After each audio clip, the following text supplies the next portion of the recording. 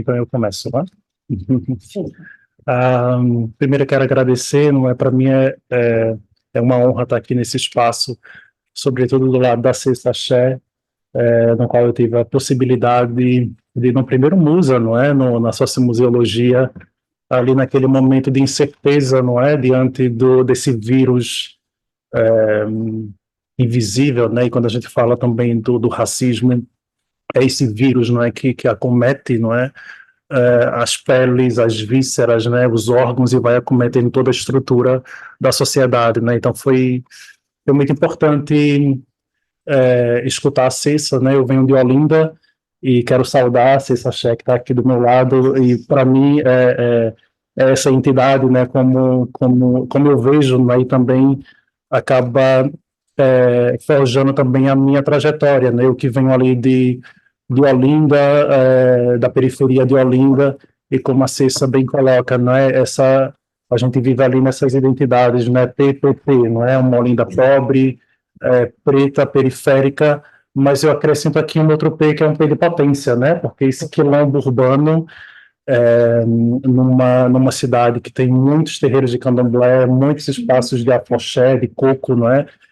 esse P de potência também trazer, é importante, não é, pensar nisso, como esse museu também, né, Olinda, esse museu a céu aberto. E quando a gente fala de Olinda, a gente não fala dessa Olinda cartão postal, né, que é a Olinda para inglês ver, não é, que é uma Olinda que foi ali, enfim, invadida, não é, e criada imitando o bairro Alto de Lisboa, né, então como muito do Brasil, muitos nomes, né, a toponímia brasileira acaba tendo aqui uma marca muito forte desse apagamento dos nomes das cidades, né, ou seja, quando eu falo da Olinda, eu resgato essa Olinda que a Cessa bem fala, né, que é os Caetés, não é?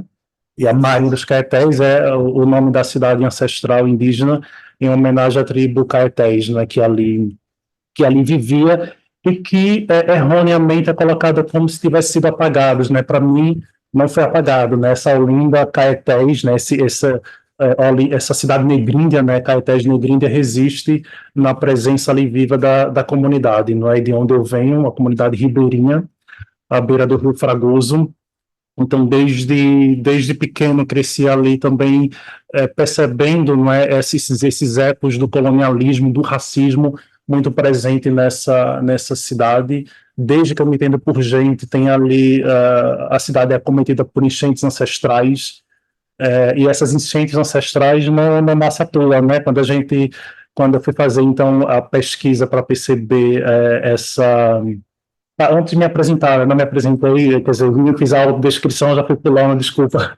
Bom, eu sou negro de pele clara, estou vestindo uma camisa que tem listras em tons de verde claro, verde mais escuro, acinzentado, e tenho um cabelo estilo black. Então, voltando para essa questão das enchentes, não é, que acomete não só Olinda, né, mas o estado de Pernambuco como um todo. A gente tem aqui duas enchentes que aconteceram lá muito fortes, né, nos anos 60 e 70, e que claramente, não é, a gente viu quem mais sofreu o ônus dessas enchentes, né, que são essas comunidades PPP, tanto de Olinda como de Recife, não é? E uma coisa que se conta, a narrativa oficial dessas enchentes. Primeiro, né, quando teve a enchente de 75, ela só se tornou visível porque chegou na Casa Grande, não é? Antes as enchentes não chegavam na Casa Grande, eu chegava ali nos Mucambos, né? Quando chega na Casa Grande, aquilo toma uma proporção muito grande. E por outro lado também, não se fala de todo um histórico, né? Porque a narrativa oficial de Pernambuco, né, dos jornais, quando vai narrar essas enchentes ancestrais de Olinda, muitas vezes culpabiliza a vítima, não é? É o caso do racismo, né? O racismo, ele tem aqui esse crime perfeito, né? Como o professor Kabengele Munanga fala, não é, que quem comete diz que não é racismo, e muitas vezes a vítima não é, sofre aí duplamente essa violência, não é? E o ônus acaba também aí recaindo sobre a vítima. E em Portugal, né, acima de tudo, não é algo que passa impune, né? Ou seja, não há criminalização. A professora Joana Gojão Henriques, né, jornalista, ela fala muito desse racismo que é fácil ser racista, né, porque se comete os atos racistas, e muitas vezes a Comissão para a Igualdade e contra a Discriminação Racial aqui em Portugal, que deveria punir, não é, muitos desses casos de racismo que foram direcionados para a Comissão da Igualdade e contra a Discriminação Racial, não deu em nada, né? Ou seja, 80% das denúncias de racismo, que inclusive que eu fiz, várias pessoas fizeram. Eu estou aqui em Portugal há uma década e não tem como não, né, ser pessoa negra no mundo, né, viver atravessado pelo racismo nas suas diferentes facetas. Mas volto para essas enchentes porque acaba também me trazendo aqui a consciência do que é viver aqui em Portugal, né? Porque quando eu penso nas enchentes lá de Olinda, erroneamente o discurso hegemônico acaba culpabilizando as pessoas porque jogam lixo no rio. É claro que isso não agrava ainda mais a situação. No entanto, essa Olinda, que foi construída aos moldes do Bairro Alto, aqui a gente está em Lisboa, né, imitando o Bairro Alto de Lisboa, ela foi toda construída soterrando ali a comunidade dos Caetés, né, para erguer ali os primeiros engenhos de cana-de-açúcar, porque estrategicamente a Olinda fazia parte da capitania de Pernambuco, né, a capitania que deu mais lucro a Portugal e acabou sendo ali a porta de entrada para as pessoas escravizadas, né? Então, quando a gente vai descavando, né, na arqueologia dessa cidade, a gente vai encontrando aqui todo essa história, né, negrinha que foi, não é, e continua sendo soterrada. Então, me ajuda aqui com o tempo para não ultrapassar, vão aí me dando. E falo dessa relação das enchentes, né, porque me afetou, né, durante a minha infância inteira. E nesse olhar de criança, né, muitas vezes, quando a gente vê a água invadindo a casa, aquela ludicidade é linda, né, o mar invadindo a casa, né, então tem aquele olhar lúdico, mas só fui tomar consciência dessa camada socio-racial, né, por trás dessas enchentes, depois de um certo tempo, né, então para mim, aquela boniteza ali escondia toda uma história de direitos vilipendiados, né, como ainda é, dessa comunidade ribeirinha, que quando a gente olha lá, a gente vê que são maioritariamente pessoas pobres, pretas e periféricas que sofrem esse ônus das enchentes. E o meu trabalho pedagógico, artístico, acaba sendo um trabalho também arqueológico, né, onde eu vou descavando essas histórias pessoais, familiares e sociais também através da prática artística. Então, é um trabalho também de descavar, né, histórias pessoais e histórias sociais, que eu vou elaborando isso através da prática artística, né? Então, fazer arte, para mim, também é uma forma de elaboração, né? Essa pedagogia que eu chamo da indagação e indignação também, aqui, parafraseando o Paulo Freire, né? Então, ser artista também é um ato de resistência, né? E a minha história, em Olinda e aqui em Portugal, é atravessada por esse diálogo, né? Entre a prática artística e a educação, no sentido de que eu começo a entrar na arte através do teatro amador comunitário, e uma coisa interessante é que a gente ensaiava anos e anos e anos uma peça e nunca encenávamos a peça, né, porque contraditoriamente, não quando a gente marcava a encenação, quando a gente ia ali, de fato, estrear a peça, dava enchente na cidade, né, então a enchente, a natureza acabava mensurando ali a continuidade desse projeto, né, que resistiu durante anos, mas a nossa encenadora, cansada, né, de sofrer ali os ônus dessas enchentes, deixou o grupo, a gente ficou órfão, né, ficamos ali sem encenadora e esse grupo acabou. Então, a falta também, né, do teatro, da arte, né, fez com que no curso de pedagogia eu fosse buscando ali formações paralelas através da arte, né, e é na entrada da pedagogia que eu entro através, né, graças às políticas públicas de cotas étnico-raciais, né, através do ProUni. Eu também vou ali tendo contato com a negritude, com a minha negritude, né, então a minha negritude nasce ali também quando eu vou tomando consciência, né, e pensando aqui na pedagogia freiriana, na consciência do eu, né, eu começo também a questionar-me e a olhar também para violências raciais que eu sofria desde casa, né, e não nomeava aquilo como racismo porque não compreendia, né, não tinha essa leitura. Então, a tomada da consciência, ela se dá também quando eu começo a deixar o cabelo crescer, por exemplo, né, sobre o black, né, então, mas muito nessa relação interpessoal e na relação com outras negritudes, né, no contato com outras negritudes dentro do espaço acadêmico, que eu vou me descobrindo também como pessoa negra. E aí dou um pulo, né? Eu vou dar um pulo aí de muitos anos, e aqui em Portugal venho, já estou aqui há quase mais 10 anos, assim, fez 10 anos agora, e venho dando continuidade a esse trabalho de ativismo através da pedagogia da arte, né? Então aqui faço parte da União Negra das Artes, um coletivo de artistas que nasceu em 2021 no seio dessa luta aqui histórica, não é, como o livro Tribuna Negra coloca, né, que já vem aqui desde o início do século XX, essa presença negra em Portugal, né, e através da UNA temos aqui alguns projetos. Eu acho que cabe aqui nessa mesa de ativismo citar dois, que é a construção do manual antirracista, do qual eu estou mais ativamente trabalhando, juntamente com a Melissa Rodrigues, e também o automapeamento, né? É interessante esse automapeamento também pensar de que forma o ativismo ele tem criado estratégicas também de automapeamento, uma vez que o governo tem chumbado, tem negado essa pergunta de pertença étnica, racial nos censos, né? Então, um dos projetos da UNA é justamente automapearmos para ser aqui uma ferramenta também de luta contra o racismo, uma vez que a gente encontra aqui muitas entraves. Houve recentemente em Portugal um filme financiado pela Pixar, onde as vozes, as presenças negras dos filmes eram, não é, dublado por vozes brancas, né? Então, e aí foi se questionar, né, essa contradição e esse racismo estrutural, né, de negar aqui essa presença de artistas, né, de atores e atrizes negras para dublar essas vozes, né? E uma das justificativas não ter encontrado, né? Então é aquela desculpa também de não fazer o dever de casa, né? De uma branquitude perversa que acaba aqui se protegendo, né? E é justamente, não só através disso, mas para ser essa ferramenta também, né, de luta contra esse racismo estrutural, que a UNA vem criando esse automapeamento para mostrar que somos muitas pessoas, né? Estamos, né, em diferentes espaços e não temos a oportunidade, né? Muitas vezes, quando você vai questionar uma subrepresentatividade negra no jornalismo,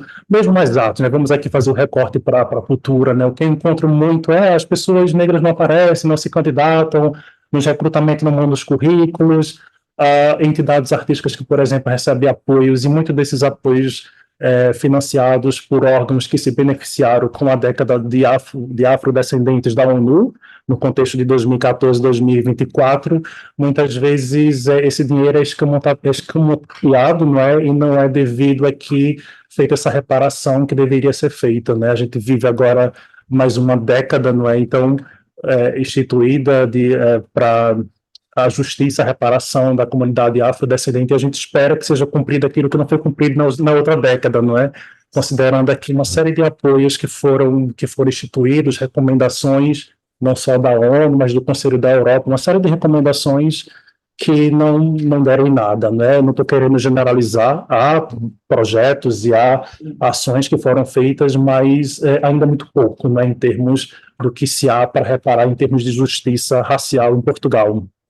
Então, cito esse automapeamento, que é um projeto que a gente tem feito justamente acompanhando a criação da UNA desde 2001, e o Manual Antirracista, que é um manual que tem essa vertente de ser um manual pedagógico antirracista com recorte das artes, justamente para criar aqui um contradiscurso a esse discurso hegemônico dos manuais escolares, que ainda hoje cria uma imagem extremamente desrespeitosa, né, das pessoas negras que são lidas nos manuais escolares comparadas, né, com objetos, ouro, marfim, a coisificação, né, das vidas negras, e atrelada atrelar a negritude à escravatura, né, como que ser negro fosse sinônimo de ser escravo, né, então é um discurso perverso dos manuais racista, né, quando a gente fala do racismo, e a Cê estava falando, né, e ela vai explorar mais isso, não é só o racismo do eu contra o outro, né, o racismo interpessoal, tem muitas camadas aqui invisíveis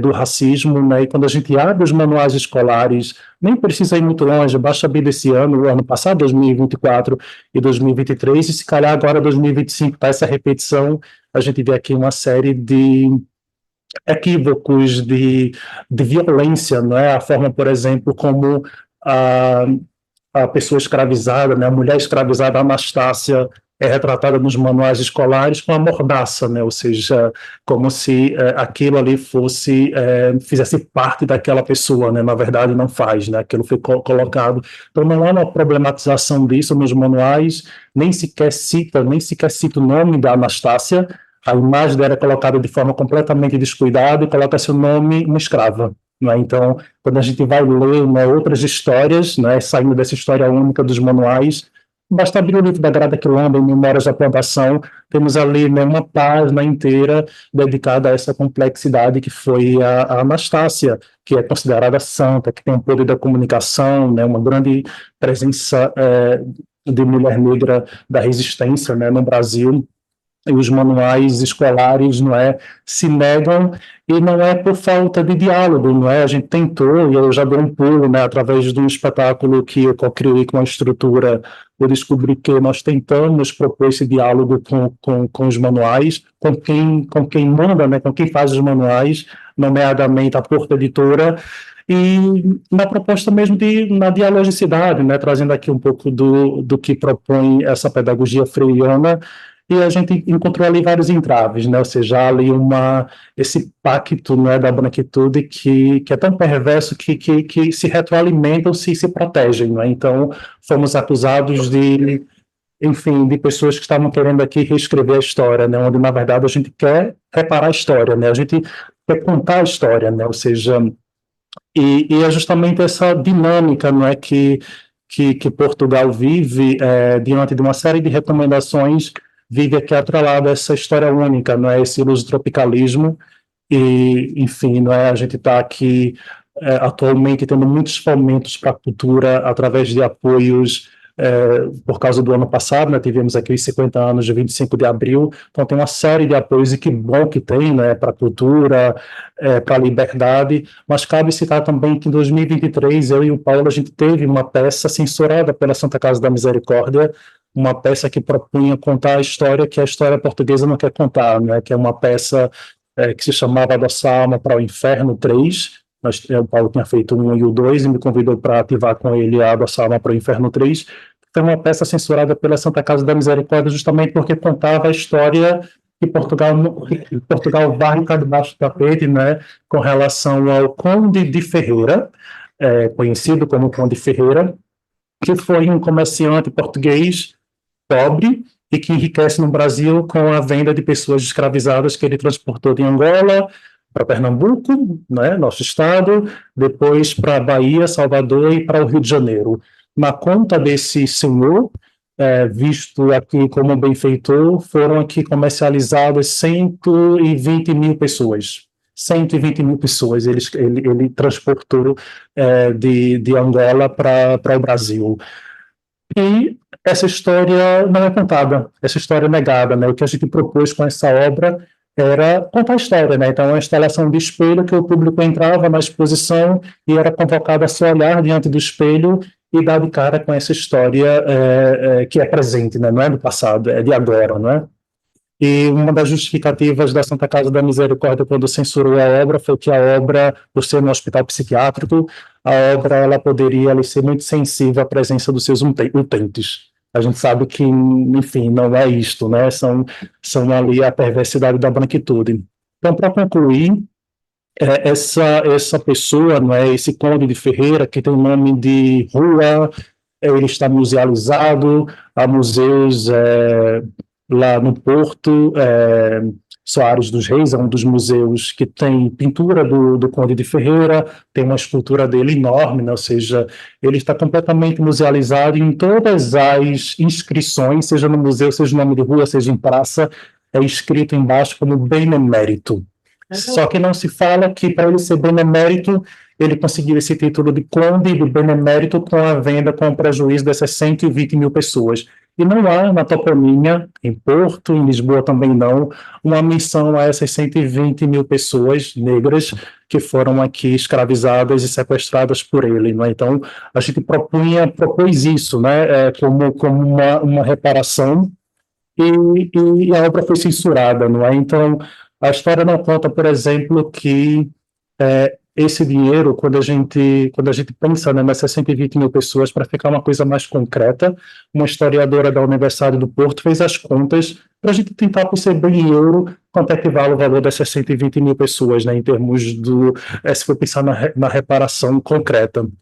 E ela chega à conclusão que representa um PIB, não é, de Portugal, só, né, de um ano, né, o PIB de um ano em Portugal é o valor que se deve a essas 120 mil pessoas. O que acontece é que a gente está falando de uma reparação que é irreparável, né, como é que vai, então, reparar essas pessoas, né? No entanto, há formas de reparações que podem ser feitas, né, nomeadamente reparações simbólicas, só criar, né? Ou seja, está pensando também, eu estou aqui pensando na cidade enquanto um museu a céu aberto, né? Então, se a história da cidade conta a história de um em detrimento da história de outros, é racismo, porque a gente está tentando uma história única, não é?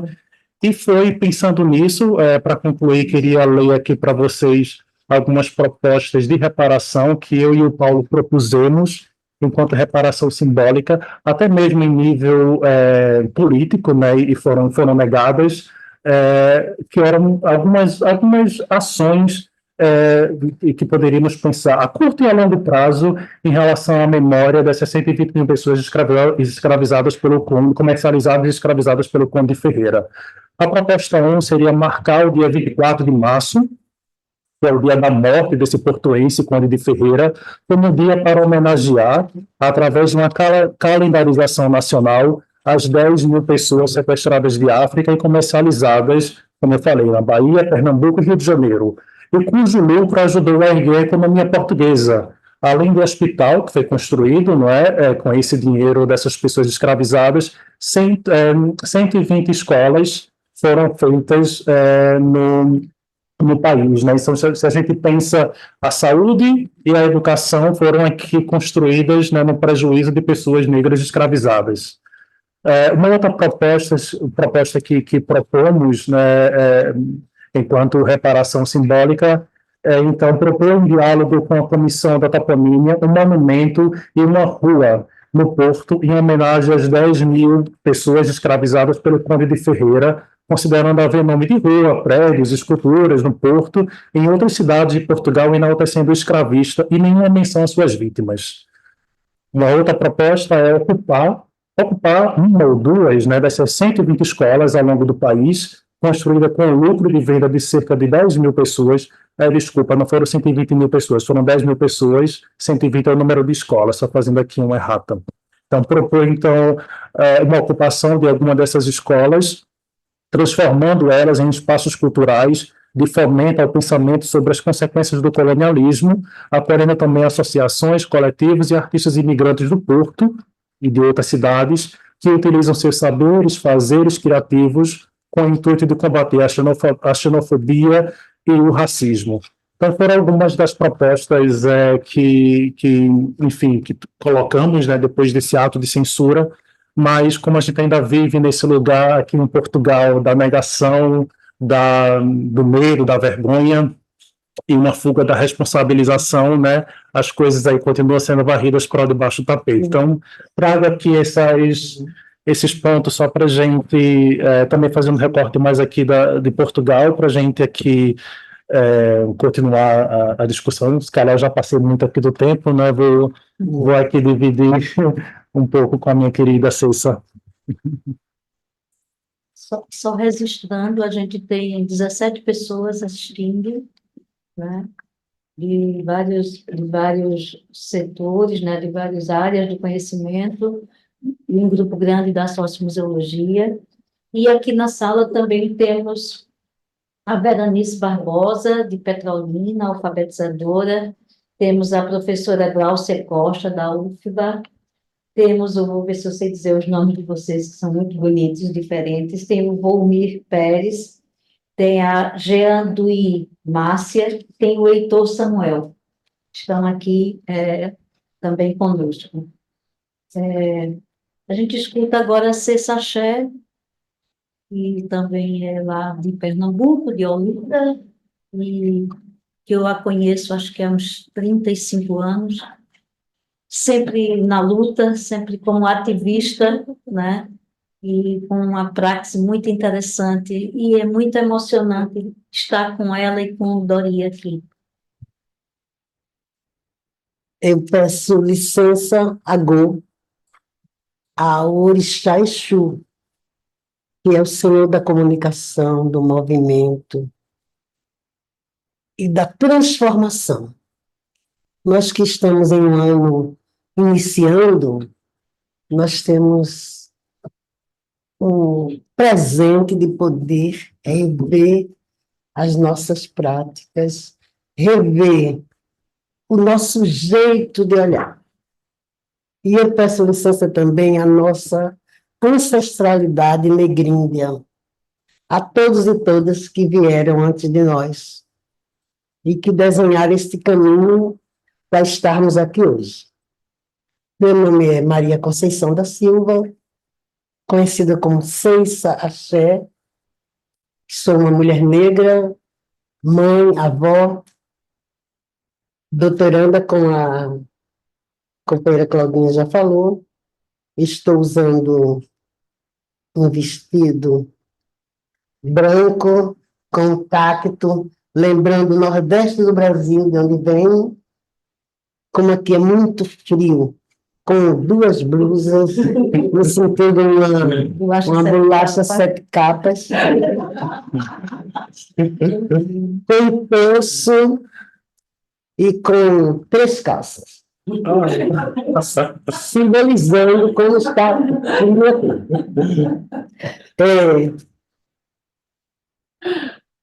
Para começar a nossa fala sobre o racismo, nós precisamos compreender que a África é o berço da humanidade. Logo, não importa a quantidade de melanina que a gente carregue, nós somos afrodescendentes. Tem como negar isso? É a ciência que está dizendo, não é mais apenas seis. É a ciência que diz que a África é o berço da humanidade. Logo, a quantidade de melanina é o que menos importa. E o Brasil, de onde venho, é o segundo país mais negroide fora da África, só perdendo para a Nigéria. A região Nordeste é a região mais negroide dentro do Brasil. O estado de Pernambuco é o estado com a maior diversidade cultural negríndia. Olinda, onde habito, é a primeira capital da cultura negra. Mesmo assim, o nosso país ainda é racista, fascista, machista, homofóbico, lesbiofóbico e antiambientalista. Mas a pergunta é: somos nós que fazemos o Brasil? Somos nós que fazemos o Portugal? Somos nós que fazemos o mundo? Logo, essas qualificações estão dentro de cada um, de cada uma de nós. E aí, quando a gente começa a questionar e fazer esse diálogo sobre o que é mesmo o racismo é a pretensa compreensão de algumas pessoas que são superiores a outras, que são superiores e outras inferiores. Principalmente quando essas pessoas não carregam tanta melanina quanto eu, que sou negra e pinta. Então, se a negra, o negro, comem a mesma comida, bebem a mesma bebida, morrem das mesmas doenças. Onde é que está a superioridade de uma raça sobre a outra? Só pela quantidade de grana que tem, de euros que tem na conta? Só porque a melanina que ela carrega faltou tinta na hora do desenho? Não pode ser. Nós não podemos alimentar, pós-pandemia, a ilusão de que somos inferiores ou superiores a outra pessoa. Mesmo assim, nós vivemos numa sociedade que alimenta isso. E nós, quando estamos num espaço universitário, que se diz que é um espaço do conhecimento, nós não podemos, nem devemos, enquanto educadoras, continuar negando a importância da civilização negra, porque a África é um continente. E até quando nós vamos negar que tudo surge em África? Até quando? Até quando nós vamos alimentar que tudo começou depois da Roma ou da Europa? Até quando? Nós vivemos uma pandemia que mostrou muito sabiamente que não existe superioridade, que morreram negros e morreram brancos da mesma forma. É claro que da mesma forma a doença atingiu, mas da mesma forma não foram os cuidados nem o tratamento. Então, nós que fazemos parte de um mundo que acreditamos, nós precisamos ativar. Eu não posso continuar negando a presença da cultura negra dentro do meu país. Mas, como sabiamente disse meu companheiro, irmão olindense, as escolas continuam negando, a universidade continua negando. Na Universidade da Paraíba, onde faço parte, eu estou sempre a brigar, a lutar, perguntando onde estão os nossos pensadores negros, onde estão os nossos artistas negros, por que essa geração? O que é que nós estamos ganhando com isso? Que nós compreendemos que somos afrodescendentes, não importando a quantidade de melanina. Mas, mesmo assim, a lavagem cerebral que nós recebemos, nós continuamos a repetir. Porque o racismo, ele é como a fome. Só sabe quem sente e ele mata sem sangrar. Porque se sangrasse, aí todo mundo, ai, mas sangra. Mas não.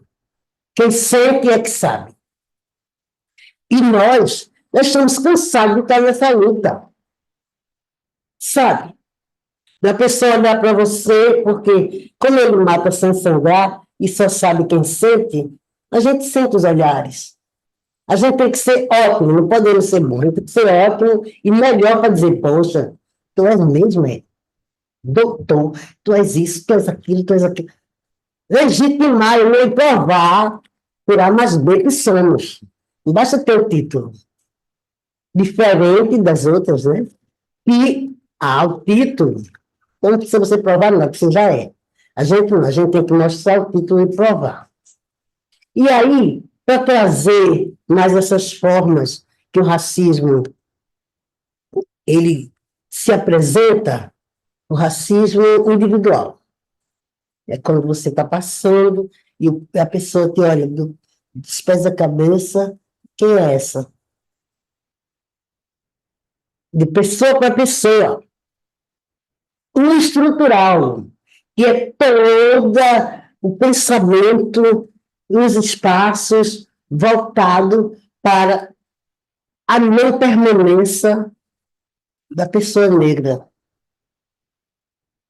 E aí, a minha fala principal aqui é compreendendo que nós somos espírito em um corpo e não o contrário. Eu venho falar da religião mais antiga, que é sobre o candomblé. O candomblé que precisou se recriar e se reinventar no Brasil para que nós que foram sequestrados de África, o maior sequestro da história da humanidade, porque escravidão sempre aconteceu. Na história da humanidade, a escravidão sempre aconteceu. Mas no Brasil, como sabiamente trouxe meu amigo aqui em dados reais, ela veio com resquício de perversidade. Perversidade. Por quê? Porque o Brasil foi construído em cima de assassinatos, de estupros, porque aqui já existia, aqui, lá no Brasil, já existia uma cultura, uma civilização sábia, que resiste até hoje. Não foi descoberto, porque ninguém descobre o que já existe. Para descobrir, você tem que ser mérito. Então, foi uma invasão, que todos nós já sabemos como foi, né? Os degredados foram e disseram aquela história que descobriram. Vamos acabar com essa hipocrisia de continuar alimentando essa história. Nós precisamos ser reais. A pandemia veio para nos ensinar, mas parece que não aprendemos muito bem a lição. Então, antes de qualquer atividade cultural, principalmente sobre o racismo, o candomblé é a religião que acolhe todo mundo. O candomblé não é apenas uma religião, é um espaço sociopolítico, cultural e espiritual, em que não importa a tua cor, porque já superamos isso. Nós compreendemos que todos e todas têm essência divina. E essa essência divina, nós acreditamos que ela é a própria natureza, que se desenha na forma dos orixás, mas nós que somos adoradores do orixá, zeladores da natureza, porque o orixá para nós é a própria natureza.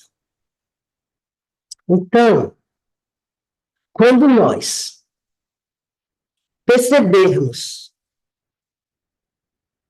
que, como nós ainda estamos atrasados com relação a pensar ser superior, e nós que somos negros sentimos todo santo dia, em todos os espaços, como age o racismo. Mas isso, ele fica a ponto de nós, que o que nos restou pós-abolição, diferente das outras raças ou etnias, foi consagrado o candomblé. Porque os portugueses, os holandeses, os italianos, eles receberam terras, tá aí o Globo Rural, que todo sábado alimenta isso, dizendo que tantos hectares de terra são dos italianos que plantam pêssego. E nós, que passamos até o dia 12 de 88, trabalhando, fazendo tudo, no dia 14 não tínhamos mais direito a nada. Nem a voltar para a Mãe África, nem a ficar no Brasil. Olha como foi perverso. Percebem? Mesmo que tivéssemos dinheiro, não tínhamos direito de comprar terra. Mesmo assim, hoje, não existe outra cultura no Brasil que não seja base da cultura negra. Não existe. Então, nós precisamos compreender e ativar, porque não adianta discursos e teorias e palestras e palestras e palestras, e na ativa, no dia a dia, nós continuamos no salto dos 15, se achando superior. A pergunta é, o que é que você está fazendo para combater o racismo hoje? O que é que você faz? Onde você está? De que lado você está? Por quê? Porque se compreendermos que nossa essência é divina, que nós temos prazo de validade, que nós temos dia e hora para voltar ao Orum, ao céu. O que é que nós estamos fazendo aqui? Se não for para melhorar esse mundo, de que adianta tantos títulos? Porque nós sabemos, não vou dizer você, nós sabemos que não adianta os zeros da tua conta se tu não estiveres conectado com o divino. Não adianta, você é rico, mas é vazio. Você é rico, mas não tem essência divina. E a essência divina, ela está quando eu vejo o mar, quando eu vejo a cachoeira, quando eu vejo uma planta, quando eu vejo um animal, e quando eu vejo o meu semelhante. Ela tem que estar ali. Senão, de nada adianta todos os títulos. De nada. Porque você morre com 24 horas, só que fica do teu lado é a tua mãe, ou teus filhos, e olha lá. Porque na missa de 7 dias não tem mais ninguém. Percebem? Então, os valores precisam serem mudados. Nós não podemos continuar dentro do espaço universitário ensinando e negando essa participação do nosso povo. Não tem como continuar. A geração vindoura, ela precisa conhecer essa história de verdade. E existe só um espaço que isso pode acontecer, que é dentro do espaço universitário nas escolas. Não é o médico que vai contar a história. Não é o engenheiro que vai contar. Somos nós. Essa responsabilidade é nossa. E somos nós que fazemos a educação. Nós somos aqui, ó, a elite pensante desse país. Mas se nós continuarmos negando ou nos acovardando, me desculpe a expressão, não vai mudar nunca. Não vai mudar nunca. Já vimos a contribuição em todas as expressões artísticas do povo negro. Basta acessar um top. Se você quiser ver, né? Porque tem isso, que uma coisa é olhar, outra coisa é ver. Olhar, a gente olhar, que vestido lindo da professora Judite. Mas se eu quiser ver que é um tecido africano, que tem várias mandalas, que esse colorido tem significado, percebem? Isso, eu esqueci até de agradecer, vendo agora, a professora Judite, por essa oportunidade, dessa fala, e a minha irmã Mabel, que me acolhe na casa dela, que senão não tinha nem como chegar aqui em Portugal, tá bom? Mas assim, voltando, se nós percebermos que, para além de tudo isso, nós somos energias condensadas em formas, por isso não importa se tu és branco, eu me apaixono do mesmo jeito. Se tu és negro, eu me apaixono do mesmo jeito. Transcende essa matéria. Mas a educação que nós recebemos, ela continua, ela não muda. E quando um espetáculo como esse, que ele falou ainda agora, é vetado, nos dias de hoje, eu tive a oportunidade agora, graças à minha irmã, de conhecer Compostela. Quem não foi ainda, vá ver e veja onde é que está o nosso ouro. Eu não conseguia ver outra coisa. Me desculpem, tá certo? Um canteiro, eu digo, meu ouro está por aqui. Os móveis maravilhosos. Olha o pau-brasil onde está. Móveis que... Isso é de verdade mesmo? É de verdade. A história não nega o que aconteceu, mas nós negamos. Nós continuamos, sabe, empurrando debaixo do tapete.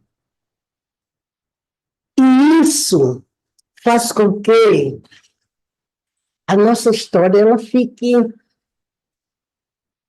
vazia. Não a história da religiosidade, que essa essência divina, que aceita, independente de cor, de opção sexual, de orientação. Nós estamos além disso.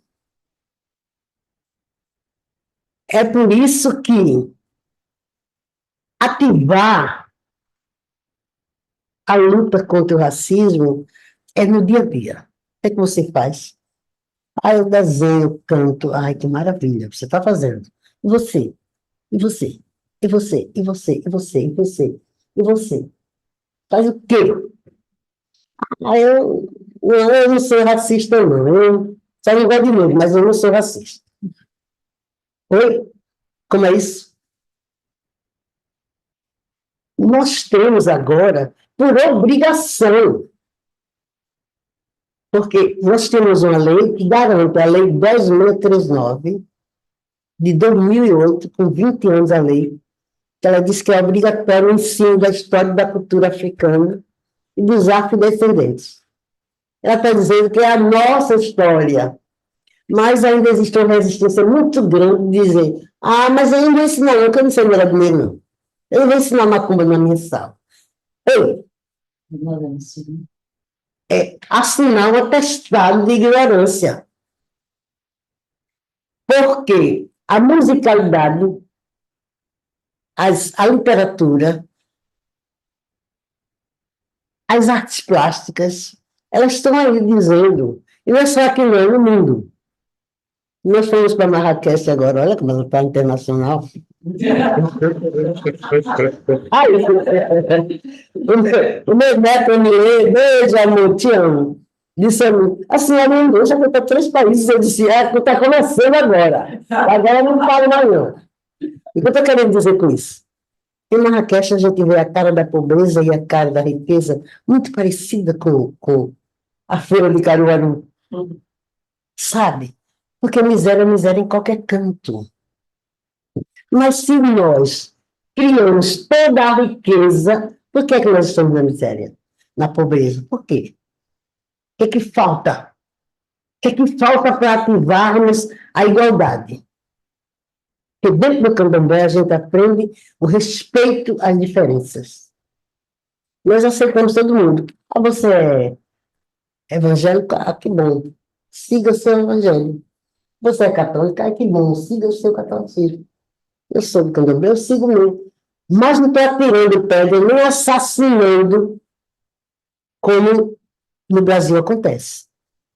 E alojistas e babalorixás sendo assassinados. Por quê? Porque existe um neofascismo que não compreende ainda que nós estamos aqui de passagem. Se nós começarmos a partir de hoje a pensar que nós estamos aqui de passagem, nós vamos fazer o nosso melhor. Porque se a educação é um ato político, ativar também é um ato político. E criar condições para que outras pessoas que não compreendem, que ignoram essa verdade, faz parte da nossa trajetória de vida, do nosso compromisso ancestral.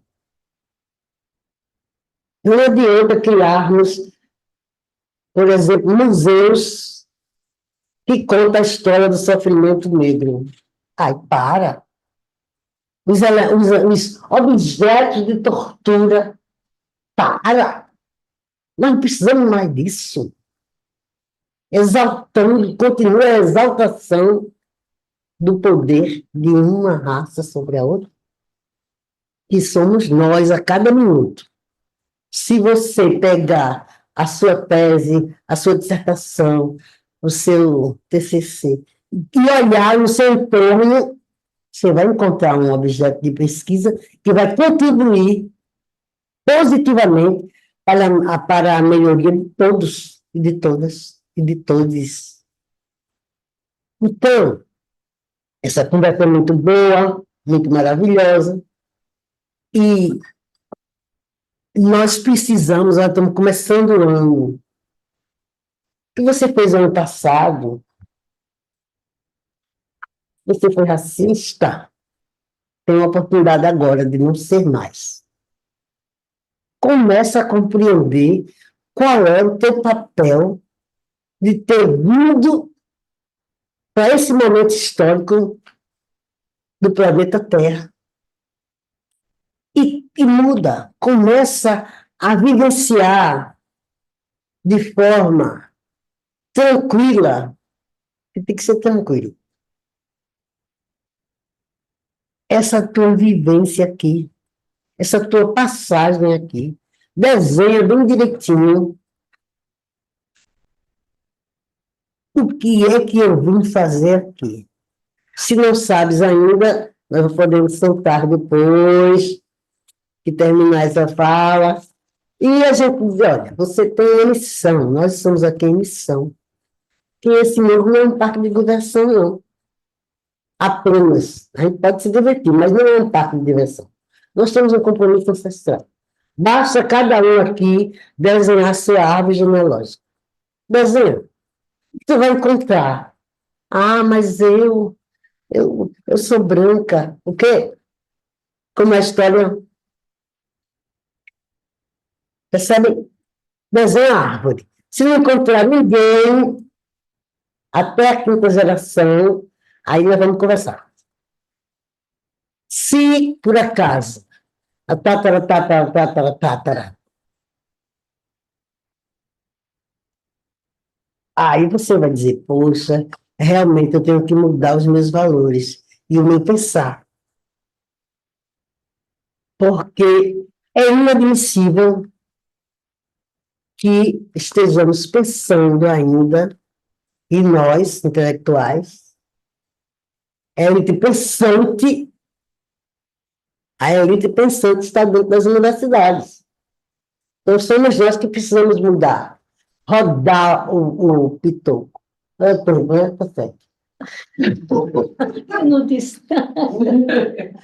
Rodar esse botãozinho e fazer a diferença. Porque não cabe mais. Não cabe mais. Não é? É por aí a conversa. Daqui a pouco, no segundo tempo, a gente fala mais.